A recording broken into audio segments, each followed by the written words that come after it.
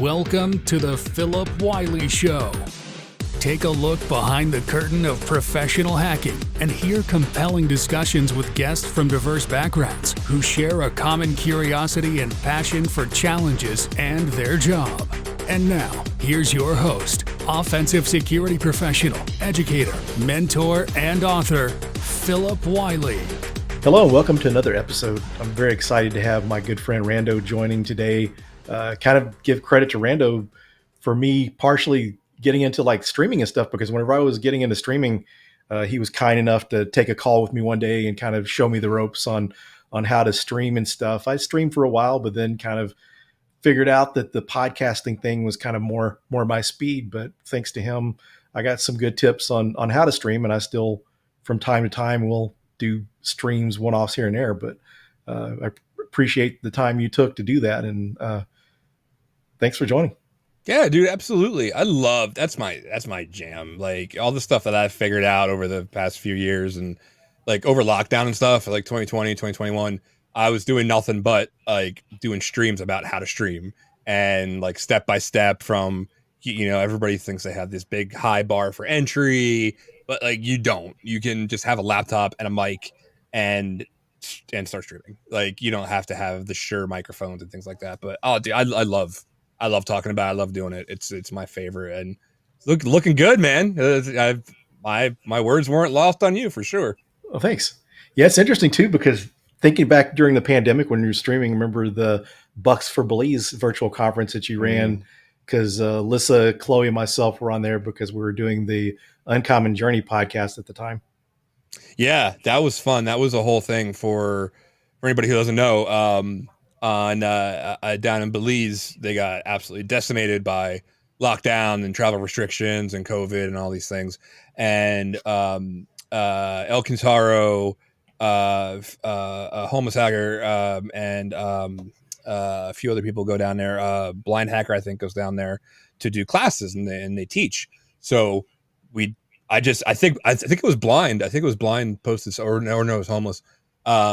Had posted on Twitter like, "Hey, I do these things for these kids," and I was like, "Let's do a charity thing," and it turned in from this one-off like tweet out of nowhere to us doing a 24-hour like marathon of raising money for them. And I don't even remember. I think we did 20. I want to say it was like over 20K, but I don't really remember. And I still haven't had a chance to get down there yet. I would love to meet those kids and hang out, but it just hasn't happened yet. Seems like it'd be an interesting place to visit, because if I'm not mistaken, I think that's one of the areas that people are starting to use as a retirement destination, I believe. Yeah, and good for the people, yeah, because like the students need stuff, and the parents aren't working, and the school needs things, and all that, and and every so often I get a message from their principal, "Hey, we're doing this thing. Our students would like to ask you some things," and yeah, it's great. Those by the time I get down there, all the kids that were in school when I did the thing will have graduated college and won't remember what I did. So, but that's fine. It's fun. It's my version of stunt hacking. It's stunt streaming. Like, what kind of stuff can I possibly fit in 24 hours of not sleeping? Yeah, it was a fun virtual conference, and great that you did that. There was some pretty good names in the industry that participated. Oh yeah, everybody's very giving of their time. Like if you just ask, and not like all of us were doing anything at that time. Nobody was traveling. It was quite a bit easier to get people to commit time when they had no other choice. Yeah, that's true. Good point. It's a good thing during the pandemic, if there wasn't something to do like that, I was missing all the virtual conferences and the meetups. If it wasn't for that, I think I would have went crazy. No socialization except for my wife, and then my daughter was being super careful during the pandemic, to protect herself, but also protecting myself since I'm older, and nice of her to do that. But yeah, there was just hardly any kind of socialization. Yeah, that was, and I remember you had things like Pancakes Con, when Leslie Carhart was like, "I'm going to do a con," and I remember they posted about it, and I was in my kitchen making mac and cheese. And by the time between me putting the macaroni in the water and it being finished, I had come up with a talk title and written an abstract and submitted it. And it was about, funny enough, it was half about threat hunting and half about streaming, like how to stream, how to start up a Twitch channel and stuff. So yeah, you had those. I ran virtual things for. I ran the streaming for Diana initiative. I ran the stream for B-Sides Delaware for a couple of years. We did a pros versus Joes thing. They do their thing at Defcon, so we did a live thing with them. So yeah, it was, if there was one positive out of it, we thought up ways to build better mousetraps and keep doing things, and of course we all played our fair share of things like Among Us and Jackbox games and stuff like that. So it wasn't all bad. It's No. there were silver linings that do have those ripples are still being felt. People are still doing things, like new things were built and torn down and built again. So yeah, we just, we do what we do as hackers. We figure out a way to make something work that by nature isn't supposed to work. Yeah, the true meaning of a hacker. Yeah. Like, well, what do we do now? We're not going to let some stupid virus, not let us have some kind of fun. Yeah. So before we get too far into the show, some of our listeners are kind of new to the industry. If you wouldn't mind kind of sharing your background. Yeah. So I've been in security proper for 11 years, 12 years now.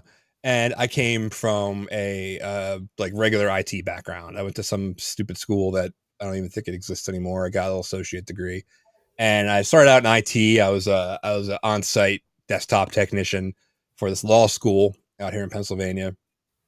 And yeah, it was just like the run of the mill. Graduated high school in '99 and didn't know what to do. I think I decided to do computers like a week before I graduated. I was like, gotta do something. And there's not a whole lot of work in Lancaster County for tech or whatever.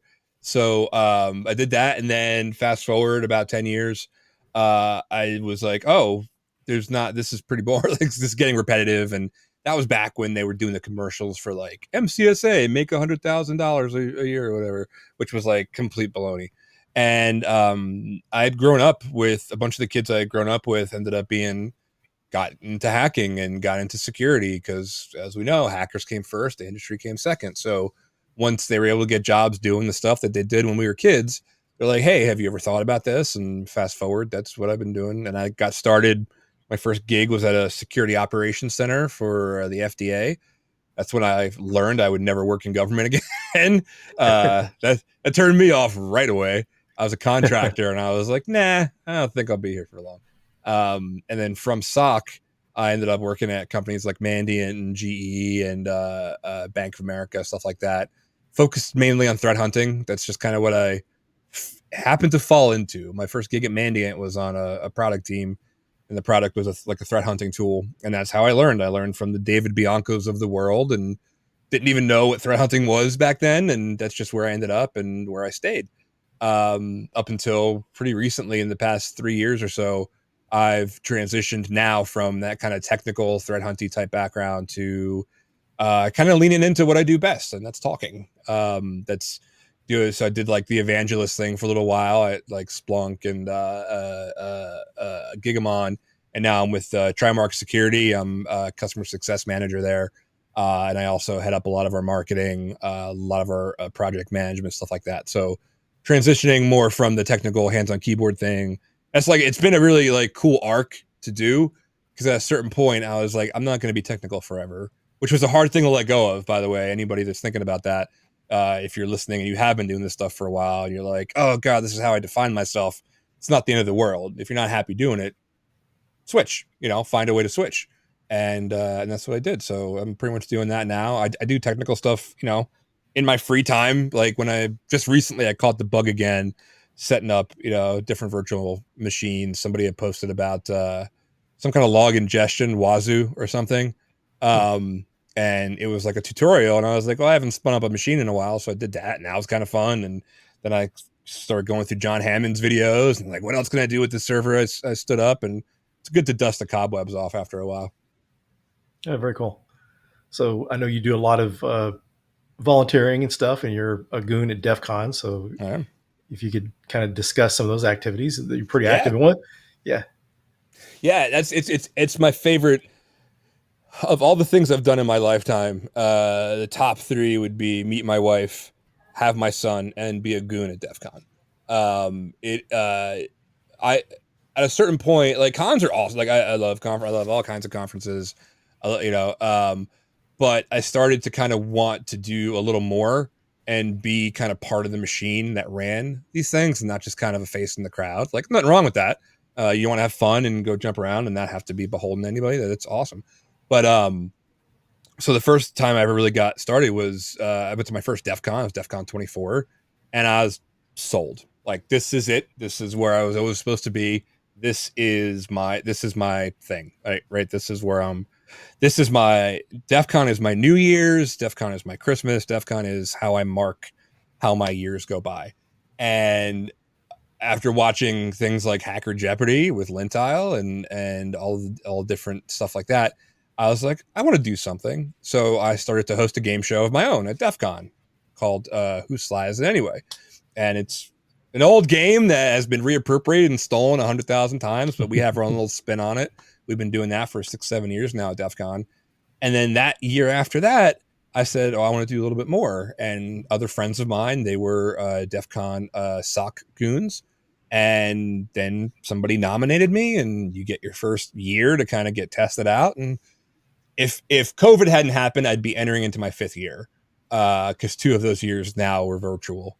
So I'll get my 3-year my 3-year coin we get as goons, and I love that. There's nothing more fun for me than to be on that side of it and being able mostly just to show people around and help people out and if keep people sane and healthy and safe in that environment, and you meet so many more people that way, and it is the best thing that I've ever done in this community, in this industry. Like it really is.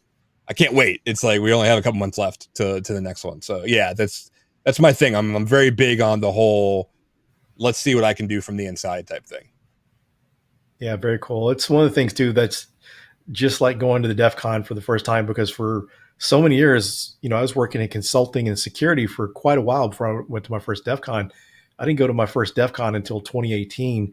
And I was working as a consultant up until, like the year before that or so.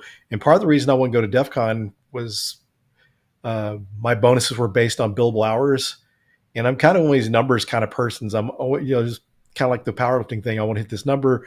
With that, I just want to try to, make sure at least hit my 100% utilization. And so I would schedule my time off in slower parts of the year, because I was doing like 3 or 4 weeks at a time on a pen test, and I didn't want to lose out on those big projects. So I never did go to DEF CON, and I finally went in 2018. It's like, wow, this is awesome. And no way I'd miss it unless I have to. There's been, when it first came back in person, the first year, my daughter had to have her gallbladder removed. So that was happening before I would have flown out, but there's no way I could be out of state in case there was any complications. So I couldn't go. But yeah, it's like, that's my thing I have to go to. If I work somewhere where my employer doesn't cover the travel, I'll be going out of my own pocket, because it's just, family. You get to see so many people there that you don't always get to see everywhere. And then people international, not just people here in the US. Yeah, and it really has taken on its own. Listen, you hear things, right? Everybody's got their own opinions of it. And just like any conference, somebody had a bad time or somebody did this. And listen, it's not without its topics to talk about, but all by and large, and I'll say this from having been on that front line, I didn't come back the first year they were back because kids didn't have their vaccines yet, and I have at the time it was a 5-year-old son, and so I was like, well, I'm not going to take that hit. But then once everybody got their vaccine and we had a few rounds of it, then I went. So that was this past year. And, even then you really get to see, because it's stressful, right? People that they had the mask requirement and all these things for good reason. And that's fine. That's the policy. That's what we're going to do. And so you got to see everybody, whatever that is, 100,000 people, however many came, 100, 200,000, whatever. And of that, 99%, it was an amazing time. They understood it. They did the things. They had their fun. The people were there. It is that 1%. Now, 1% out of 200,000 people, that's a pretty hefty 1%, but it's still 1%, right? Maybe even less than that would have a problem, that caused problems, that did these things, said these things, acted a certain way. So that's still like, that still gives me heart to do it. And yeah, you can I'll be going to DEF CON for 30 years and never have really been able to do it all. It's kind of like going to Disney, right? Like, to do it all, you got to go multiple years. And you can do it and never do it the same way twice. You can spend a whole year doing villages. You can spend a whole year going to talks. Spend a whole year just hanging out and seeing your friends. It really is what you make of it. And everybody, for by and large, that 99% is so friendly, so welcoming. You're having those hallway conversations. You're running into people. You're meeting people. You're having these impromptu experiences that just seem completely off the wall crazy. And it's like, it was the best time. So yeah, like most of the times I've been very fortunate to have my company pay for me to go because it's part of my professional development and that kind of thing. But yeah, I would absolutely pay to go. I did get kind of dicey one year because my first year was 2016. My son was brand new. 2017, it fell over his birthday. But I was like, listen, he's 2 years old. He doesn't know. He doesn't know Daddy's not going to be there on his birthday. And I think that's probably still a sore spot. But we celebrated the week before where it fell right on it because it was like, oh, it was in July or whatever. But other than that, it's getting better now. He's older, and I think my wife is a little more amenable to it of me going because it's such a long time, right? Like I'm there for at least a week, never longer because that's a lot of time in the desert.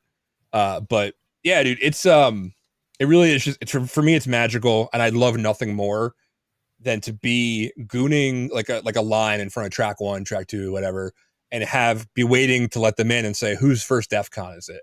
And just to see hand upon hand upon hand go up. And in that crowd of people waiting for line, 98% of them is their first DEFCON. It's the best. And it gives me so much energy to like talk to them and make sure they have a good time, make sure they're safe, give them advice if they want it, and show them around to places. And it's just, I can't talk enough about it. Like I really am still madly in love with it. Yeah, that's what was awesome. Last year was our first time to get to meet in person. Was at DEF CON, so I kind of lucked out. I was going on a helicopter ride with Cobalt. It got canceled because of thunderstorms, and we just happened to end up getting dropped off through the Uber at the hotel I guess they were staying at. Yeah, and it just so happened to run into you and Steve Reagan there. So walking through valleys, yeah. So I got lucky. It's just like making life gives you lemons, so making lemonade out of it. And that turned out to be a lot better situation to get to hang out with you guys than going on a helicopter ride.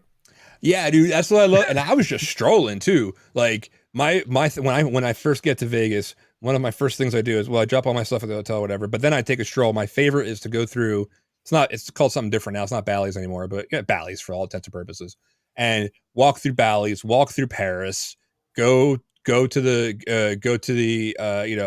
the Triangle Bar, the Chandelier Bar or whatever in Paris, and see who I see, right? Because I know the worst thing to do though is when you do that, you've landed and it's midnight and I got to get up to Goon at 5 o'clock in the morning. I'll take one more stroll, see who's out. And of course everybody is out. Yeah. And that's, as I saw, and I was walking through and Steve's like, yo, posse up over here. And then you came and like, I love that. I love walking through a hallway, going to do one thing. And then all your plans change in like the blink of an eye because you saw people and you're like, nope, my plans are now here. Yeah, that's what's amazing about one of the things I love about DEF CON too, is to be able to see all the people that you want to see is kind of hard to do because when I go to, it's kind of ruined the small regional conferences for me because I go there and I'll see a handful of people, but I go to DEF CON and see a lot of people. It's hard to go anywhere without running into someone, it's amazing. Yeah. And like, if it just so happens, like, and there's always my other favorite thing too, is every year in DEF CON, I get a voluntold partner. I will see one person, right? And I will not be able to find any of my friends that I try to find because the vortex gets you, but I will run into that one person 100,000 times that weekend. Like I can't get rid of them. Like I keep following, but I can't find my other friends. But yeah, that's why. But on the other hand, it kind of sucks of those little ones. Like, yeah, you're kind of bummed you don't see as many people, but that also, it makes it even cooler when you do see those people because that you just got double what you would normally get to see them rather than once a year. Like, oh crap, like we're going to be in Chicago for Blue Team Con and most likely we'll see some people there. That's why places like Shmoo are so amazing. Not for the conference itself, like a conference is great, but like everybody goes for LobbyCon. Everybody just, even if they're not going, because badges are so hard to come by, it's kind of like that Happy New Year. Here is your halfway mark to Vegas, right? This is ShmooCon, where everybody's going to be. It's like the East Coast version of Defcon, in terms of seeing all those people in the same place. Yeah, Wild West Hacking Fest was pretty fun last year. I like that. But like you that's said really too, fun. but those conferences, like I haven't been to Shmoo yet. I want to go there. But the thing when you find those conferences like that, and just like you had the DerbyCon before, is when you're able to go to these places and you don't see as many people, but then you're able to spend more time hanging out with people. Yeah, it can be much more chill. You have opportunities to be like, what are you doing for dinner? And like, you're not going to get shanghaied. Like, there's less chance of it. Like, you can make those plans. You can just do the one-on-ones. Like, when I was going to Circle City Con, I knew I would go see Reagan, and we would have the time, right? We would have the time and the opportunity to sit outside, have a cigar, go to Nikki Blaine's or whatever, and like, you knew you could do that. Whereas, like, if there is a positive and a negative to Vegas, is that you see all the people do all the things, but it goes by so quickly because you're seeing all the people, you're doing all of the things, you're not sleeping. You should sleep, by the way. You should absolutely take at least a nap. But I try to at least take a nap. But so yeah, it's but yeah, that's why it's just a magical place despite all the heat. Heat and the I don't ever leave the hotel, honestly. Like, you're not gonna find me going walking around the strip if I don't have to. Yeah, same here. I got invited to that women's award banquet, and I went to that thing, and I had to wear a suit, and it wasn't that far. Oh my God. It was a quarter mile, but I was sweating my butt off walking over there. It was miserable. Dude, I got married in Vegas. So before I ever went to DEF CON, my wife and I got married at Mandalay Bay. And so and after the wedding, we got married so anybody who goes to, piece of trivia about me, if you're walking into Black Hat from the main casino floor in Mandalay Bay, you pass the chapel. That is where my wife and I got married. And we had to walk around in my suit and her dress. They took pictures outside, and it was April, and it was hot as shit out there. And so I was like, God, thank God we didn't do this in August. And we were at the pool and at Lazy River and stuff. We got a cabana, and like, again, that was April, like middle of April. I can't fathom having to do that in August. Yeah. What about San Diego, Jeff? Can we do San Diego maybe sometime? I hear that's nice. I hear that's slightly less weather oppressive. Yeah. Yeah. It's a pretty nice place. I was wondering if there'd be some place big enough to support that many people. No, we've all had this conversation before. It's super expensive too. They wouldn't do it. Yeah. Yeah, that's true too. Because that's like one of the things with RSA in San Francisco. It's a lot more expensive there. By the way, I ran into Steve while I was there at one of the parties. So I got to see Steve there. I miss Steve. I don't think I've seen Steve I don't think I've seen him since Vegas. That's sad. Now I'm bummed. But yeah, soon. That's not long though. So yeah, kind of how did you get into the streaming thing? Man, so I was on to go way back. I used to X-Radio DJ. I was on Cumulus Broadcasting out in Harrisburg, Pennsylvania, and I used to host a weekend metal show, and I was on air there for a while. And so that kind of always stuck with me. That's where I kind of caught my chops and my, love of having a microphone in front of me. And so fast forward to doing security stuff, I started to really like get into doing talks and things like that. And then people were starting to do shows. I mean, obviously we all came up, listening to, Paul.com, which became Security Weekly, which now became the myriad of Security Weekly shows that they have, the Enterprise Security Weekly and things like that. And people started doing it. So I was on this little one with a few people for a while. And so, that was kind of cool. I wasn't sure what I was doing. They invited me on, and I was like, why am I coming on here? And then the more that I kind of got to know it and got more comfortable with it, and then that ended, and I was like, you know what? I really started liking, I love interviewing. Like, interviewing was always my thing. When I was in radio, I loved interviewing bands. I loved doing that kind of production work. I used to make the commercials and stuff for us. And I was like, I'm kind of getting that itch now that I can do that here. And because of going to DEF CON and because of going to all these conferences and being on Twitter and social media and things like that and meeting people like that, I met so many people through Twitter. I was like, turns out I know a lot of really smart people, and I'm starting to become friends with these people. Why don't I just interview them? There's got to be somebody's going to want to hear that. Not that I wanted 100,000 people to be following or whatever. I just like, my thing is this. I love teaching. I love creating things for people to listen to and maybe think differently about. And I always say, if only one other person finds it valuable, then it was all worth my time. All of the editing, all of the planning, all of the actual showtime. If just one person is like, I watched that and I got something out of it, or it made me think about a thing or whatever, it was totally worth it. And when I stop getting that, I'll stop doing it if I think people don't care. And I've never stopped getting that. I've always run into at least one person that said, hey, I heard that thing that you did and it made me want to chase this down. Or my favorite is when I do a stream and there are people in the reason I love Twitch, it's very user interactive, right? It's very user involved, and you can involve the audience. So these two of my friends met in the Twitch chat, and one of them ended up getting a job from the other one. He was looking for a job for a long time. So when I hear something like that, no matter how burnt out that I might be on it, that refills my tank all the way. And I was like, I got to keep doing this because it's fun. So yeah, my main thing, like, I don't do the news thing. Everybody does the news thing. Like, that's fine. We do some commentary on it. That's fine. I do. Our current stream is the one for Trimark Security. But it's just friends. Like, everybody has my thing is everybody has a story. Everybody has a perspective. Everybody's perspective is unique. I'm not Phil Wylie. You're not Rand0h Akacki. I'm not Dave Kennedy. Dave Kennedy is not John Strand. They all see the world and they experience it differently, and you don't know, so you can ask the questions. That's why I like thread hunting, because thread hunting is just one question after another, and every answer begets another question. It is addictive. It is this never ending digging a hole puzzle thing, and I love it, and I keep unearthing new things. And through all of this, I keep sharpening my own interview skills. Like, I have interviewers that like I look up to. I've looked up to Howard Stern for a long time. The dude that did Inside the Actors Studio, whose name escapes me right now, but like one of the best interviewers of all time.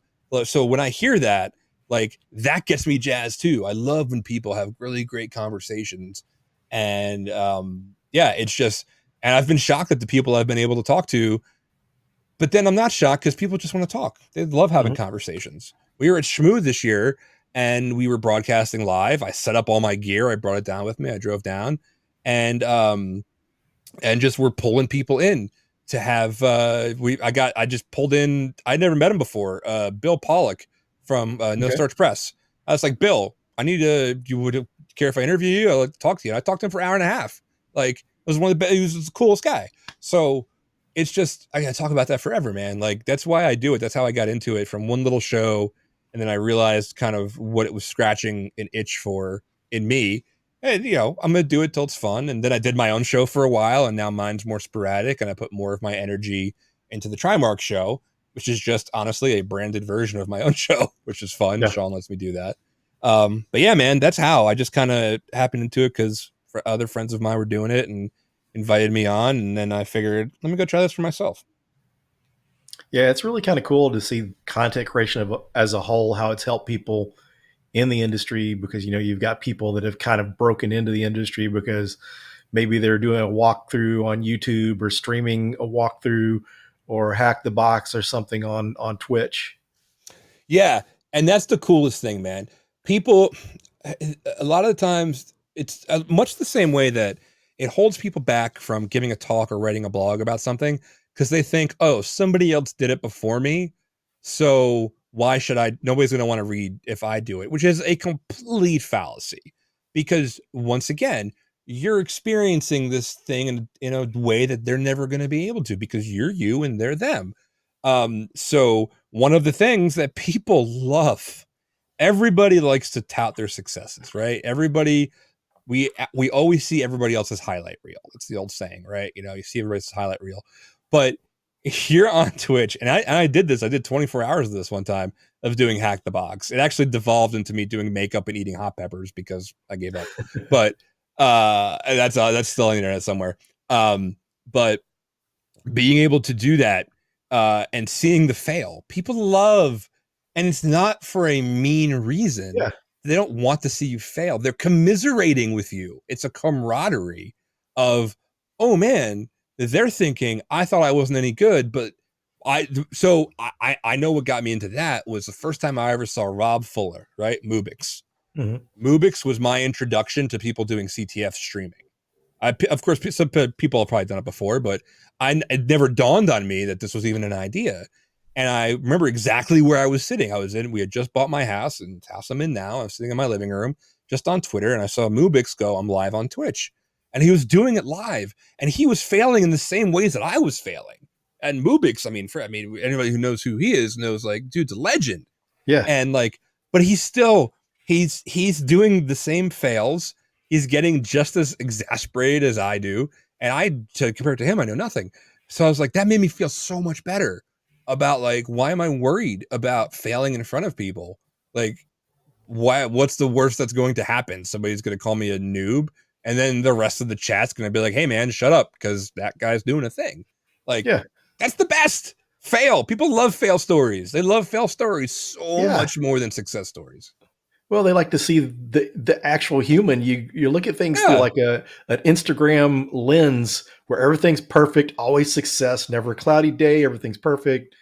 And it's not true. There's people are having bad times, and people really need to know that sometimes you're going to fail. It's not the end of the world. Failing is going to make you better.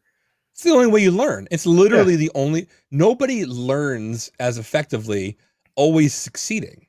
First of all, they don't do that. Nobody, like, and anybody who casts the first stone at you, ask them, has every one of your scans ever worked? Like, I'm sorry, every switch to every command for Nmap? Go ahead and show me that. Like, you don't. And how did you know that? Because you failed 8 million times doing it. Yep. One of the other things that Mubix did, it was like he couldn't remember a command, so he just did the up arrow for 30 times, like all of us do. Like, Mubix is people too. It just that one really stuck with me. And then so I started adopting that mindset of, if I am going to go do a thing that I don't know how to do, chances are good my money is on the fact that somebody else also does not know how to do the thing. Somebody else is also going through the same thing. But the only difference is maybe that person isn't as comfortable putting that out there. Maybe they don't know how. Maybe it's not their thing. No, not everybody wants to talk like we do. Like, it's not their jam, but they want people to commiserate with and be a viewer for that. So if that person exists, and I am 100% sure that they do at any given time, I am going to do that because I don't care. I don't care about looking dumb. Yeah, first of all, you're not dumb when it does it, but like, I don't care about looking like I'm failing, because I am, but I'm also learning. Your failures are ways to learn too.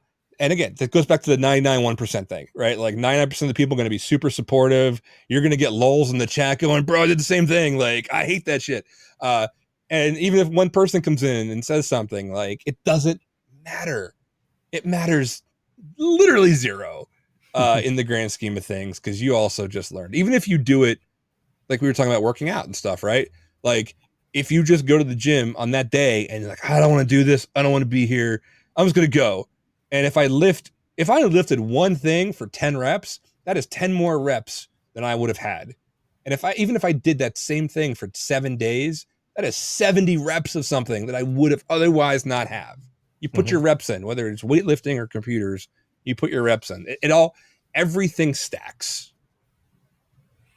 Yeah, kind of to change topics, because I want to cover this, because you've made some phenomenal progress and had a really great transformation. Thank you, because one of the silver linings, you mentioned silver linings during the pandemic, and correct me if I'm wrong, but I think you, like a lot of other people, kind of really got into focusing on fitness and their health during the pandemic. Well, okay, so little clarification. Okay. It was because of the pandemic that I did. During the pandemic, I was already ruined. I just really leaned into it, right? Because we were all, and it's kind of like not true. Right before the pandemic, I had started working out again, and I had lost like 20 pounds or whatever, and I thought I was feeling good. And then we all got locked down. So what do? We hit the comfort foods, we hit the booze, we hit whatever your drug of choice is, right? So I wasn't sleeping. I had actually just got into gaming for the first time. I built my first rig because my buddy Serbo was on Twitter and it's like, I built a new rig, so I copied his rig, and so I was gaming till 4 o'clock in the morning. I was drinking pretty much every night, eating, didn't care what I was eating, and so that was all of 2020, and then as 2020 was winding down, I was in rough, probably rougher shape than I even realized. And I was talking to a friend of mine about how he got fit, and it's Dave Kennedy. And we were talking about it, and he introduced me to his trainer. And after that is when it was because of that and talking to him that I thought I had somebody to like prove something to. All the time that him and I spent talking about what to do, how to do it, that kind of thing. I thought he deserved a return on that time investment. So, but then, as luck would have it, I hadn't gotten COVID to that point. I got COVID on the first week of January in 2021. My fever actually peaked on January 6th, which, as we all know, is the insurrection. I thought I was having a fever dream. So that was kind of like, that was a good and a bad thing, because that actually really shook me because I was almost hospitalized. If my O2 my O2 was down to like 85, and my doctor was like, if it stays there, you have to go to the hospital. And we all know back then there were no beds, and even if you did get a bed, you probably weren't coming off the ventilator. So that scared me, and I said, well, since I'm not hungry anyway, I'm just not going to eat for a while, or make lemons out of lemon juice, whatever. And so I took all that, and then I started going for walks. Mostly I went for walks because I wanted to not die. The first walk I took was on day 7 of after getting COVID. This was pre-vaccine and all that. And I walked a quarter mile. It took me 3 hours. Wow. And then I was in bed the whole next day. I was down. I was out. But every day past that was better and better and better and better. And then I was walking, like I was rucking, you put weights in the backpack. I was rucking for miles and miles and miles. And then that's how that started. So it was actually due to COVID getting it and scaring me. I don't know that I would have got my stuff together had it not been for getting it. It's a dangerous way to have that happen, but I also realized like I was taking for granted all of my healthy days, like because they're not always they're literally not always guaranteed. We know that, and especially now with so many deaths and things like that from this virus. And then I was like, okay, I'm starting a thing. I'm at here, and here I'm going to talk about Mubix again. Mubix was doing, so that was January, right? And that was when the election results and everything. So Mubix did a thing, not to get too political or whatever. I don't want to do that, but he did a thing of doing burpees, right? For like, I forget what the burpees were for. Like, it was something that it was something that Trump had done or whatever, or no, it was how many pardons or whatever that Trump was going to give or whatever. And it was very tongue in cheek and very silly and whatever. But so it did burpees, and I recorded all of them. And after that also kicked something else into high gear, because I did I forget how long it took or whatever. But then I started making a little content out of it. I would bring my camera, and I did all my burpees for the day in different locations around my city. I did one down at the river, a whole bunch of other places. And then from there, I was like, okay, now what do I do? So I did this. I'm feeling okay. What's the next step? I'm going to get a trainer. I couldn't afford Dave's trainer, but I found one. She's remote. It's a website called Training Think Tank. And I was like, I need help. Now, this is a very privileged take, right? I had the means to do this. I'm very fortunate, but it was also very, very stupid if I didn't do it, because I have the means to do it. She ended up being like $250 a month or whatever. And she goes, what do you want? What is going to make you happiest and keep you doing this? And this is the most important part of all this. Do a thing that's going to make you happy. Do a thing you're going to enjoy doing, or you're not going to want to do it. Going on a treadmill every day isn't fun, right? Nobody wants it. They just think that's what they have to do. I said, I want to be strong. She goes, okay. And that's what we started with. She started with strength training. And then I said, I think I want to do powerlifting. She goes, okay. She made me a program every day for powerlifting. Fast forward, did my first powerlifting competition in the beginning of 2022. and took first place in my age bracket. There's only two of us, by the way, but I beat him, so whatever. Yeah. So that's how that's stacked. And then there are a bunch of different branches off of each of these little steps that I had to learn a thing here, let go of a thing here, relearn a thing here, and then practice all of that over and over again. I really feels like, I don't know if you've ever used Phantom from Splunk. I don't even know if it's called Phantom anymore, but it's like a remediation decision tree. Like, if this, then go here, and then if this, then go down there. And a lot of my progression was like that. It was like I did a thing, and now here are several different ways that I had to do a thing to support that. Right? Like, it's almost like I had the idea I wanted to do it, but I had to build the foundation for it first and then come back to it. So it's been long, and it's been, so that was, if I really started it at the beginning of 2021, it's now middle of 2023. So yeah, it's been a while. Very cool. And yet no time at all. Like, that's how it feels. Yeah, it's good. And that's one of the things I think really the kind of work we do, sitting in front of a desk, sitting at a desk in front of a computer screen all day, you just don't realize how that takes a toll on your health, especially when working from home too.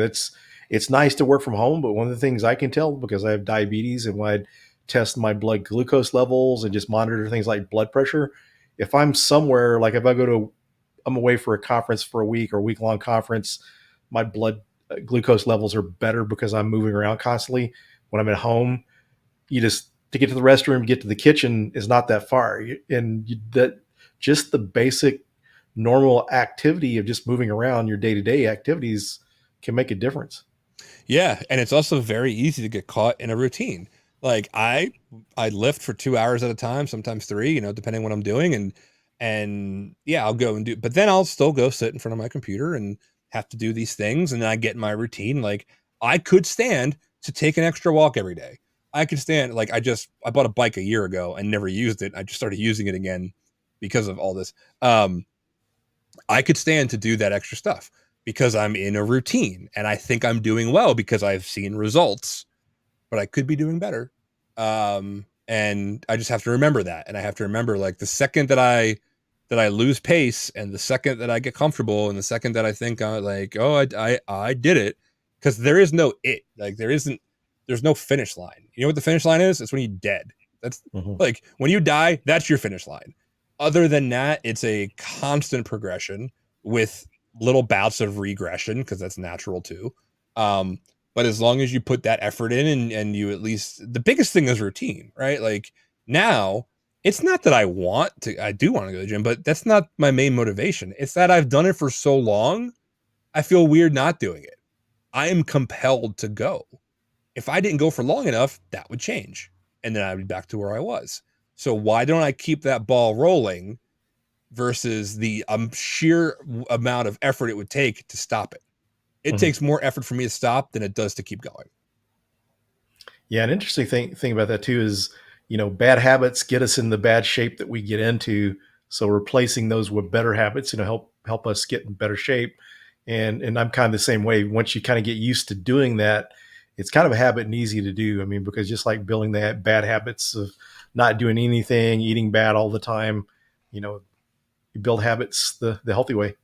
Yeah, and that's what I've said. Like, it was the biggest realization to me of, after I finally did see results, that, like, my result that I see today was something I worked for, 3 months ago, right? Like, we were talking earlier, I didn't see that first vein in my shoulder for the first time because I worked out today.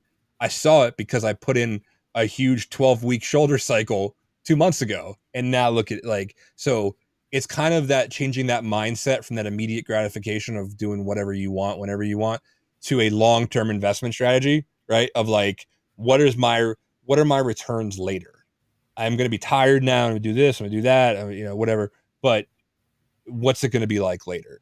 Everything stacks. I was sitting in my truck one day, realizing I'd come, pretty far, and it was because everything, good and not so good, and they're not like bad, but like good and not so good habits, they both stack regardless. Those good habits are going to add up. Those bad habits equally will add up. You can keep a balance if you want to, like try to keep that balance, but it all matters. Every day matters. Every second matters. Every minute in that gym matters. Because what if you get sick? What if you can't do it anymore? And you now what? You don't have those routines to, and like, make no mistake, like stuff will go south, right? Like I said, for every progressive step I took, there was 10 I took back again. And so that will happen, but it's these habits and the routines that when you fall back again will prop you up. It's the difference between falling flat on the back of your head and like just kind of being able to steady yourself before you fall all the way down, because your habits are keeping you up. It all sounds cliche, and trust me, I know what it sounds like to anybody who's not doing this or whatever, or has never gone through it.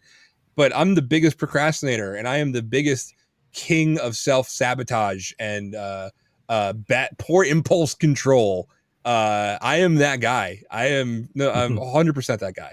And yet even a schmuck like me still managed to pull this off so far.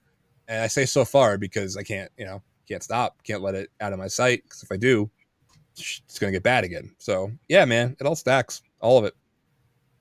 Awesome. So we're getting down towards the end of the show. Is there anything you'd like to share before we conclude the episode? No, man, not really. I'm happy. Life is good. I couldn't complain if I wanted to.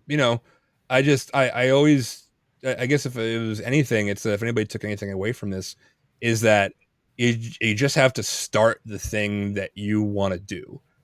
We all have different resources at our disposal. Some of us have none. Some of us have a lot. Some of us have a little.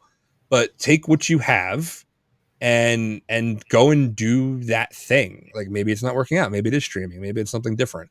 But one of the, again, another cliche thing that sticks in my head a lot of time is, not being reticent about the time a thing is going to take, because that time passes anyway. So like start stacking those bricks now, because the longer you wait, like, oh, I should have started working out a year ago. Yeah, but you didn't. So start now, start today, go do a thing. Right. And above all else, be gentle with yourself. Like, don't dive into a thing where you think you change every little thing about you, because that is just a recipe for disaster. It never works. It's never worked for anybody. It's you do incremental things and just be prepared for the long game. I'm in it for the long game. It's a lot harder for me to lose my stomach now. It's going to be a while. I got awesome shoulders to like console me though, so that's fine. And like celebrate your wins, right? Like I'm not happy with like that my gut still hangs over my pants, but like I sure am happy that I can press my son over my head and launch him into a pool. So like those are my crutches to stand up against the other stuff that I'm not quite as good at yet. So be easy on yourself, be gentle on yourself, and reach out for help. A lot of times it was me sitting in my truck texting, Dave at 8:00 in the morning going, I don't want to do this. This isn't worth it. This sucks. I'm never going to get anywhere, blah, blah, blah. And he's just like, just go. You're already in the parking lot. Go in the stupid door. So just be easy on yourself. Don't be afraid to ask for help. Great advice. So thanks for joining me today. This has been a lot of fun. Yeah, man. Absolutely. Anytime, dude. I love you to death. I think you're awesome. Yeah, likewise, brother. Well, thanks everyone, and we'll see you on the next episode. Thank you for listening to the Phillip Wylie Show. Make sure you subscribe so you don't miss any future episodes. In the meantime, to learn more about Phillip, go to thehackermaker.com and connect with him on LinkedIn and Twitter at Phillip Wylie. Until next time.